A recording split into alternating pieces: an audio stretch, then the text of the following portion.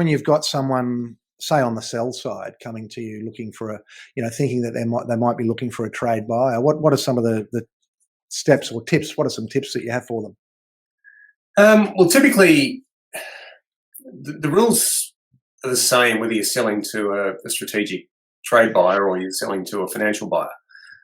You've still got to make sure that the business is well set up as an asset and that it's going to stand out as an appealing asset in the marketplace. I think that's one where a lot of business owners fall down in the process, is that the business is worth a lot more to them than it is to anybody else. And they don't have the ability to step back and look at the business objectively and really determine how appealing it might be to someone else. I think there's an underlying assumption that someone's just going to come along and write a check and they can scoot off into the sunset without any hassles, and that's just not the way things work.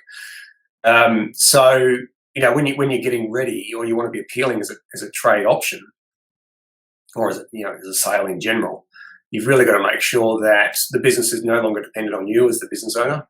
That's absolutely critical. And even Michael Gerber talked about that back with the E-Myth. You're going to be working for the business, not in the business, and that's truer words have never been spoken, really, when you're trying to prepare for sales. So you've got to get out of the business.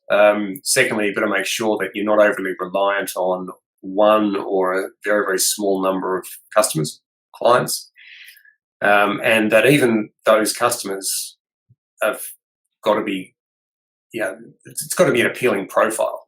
We've got one client at the moment that's very, very difficult to move because 80% of their business goes through Bunnings. Yeah. Now, that's wonderful, and the business performs in a way that suggests that it is wonderful, but no one else will touch it because that relationship it's very, very heavily concentrated on that relationship.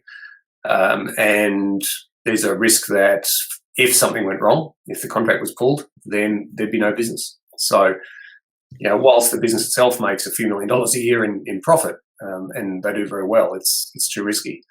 And the final, what I call the big rocks, really, principal dependence, customer dependence, and the final one is systemization. That's that knowledge capture.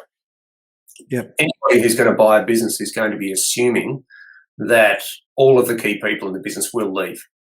And if they're not assuming that, then they're not going about the acquisition very well.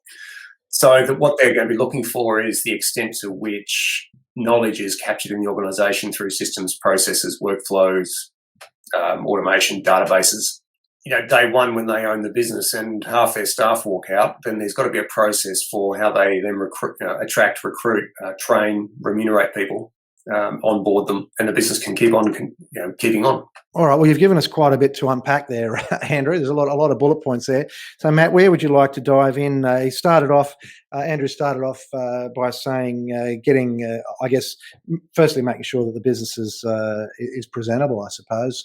As someone who's acquired businesses, what are your comments there when you've gone in and it's just not been ready?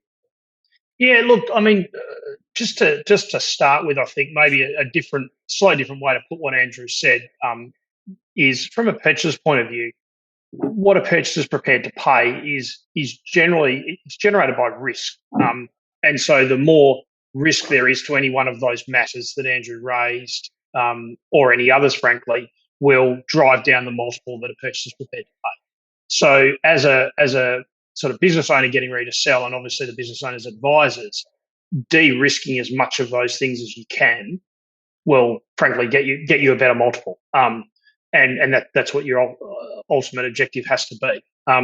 But certainly of those things that Andrew pointed out, all very, very important. I think the reliance on an owner is from what Andrew just said then, in my opinion, that's probably the biggest thing. And there's a lot of potential acquisitions in various sectors and in various roles that I've had that I've kicked the tires on and walked away from, just because I haven't been able to get comfort around the fact that the business isn't, wholly or materially reliant on that owner, whether it be from an operations point of view or a key customer contract point of view, et cetera, et cetera.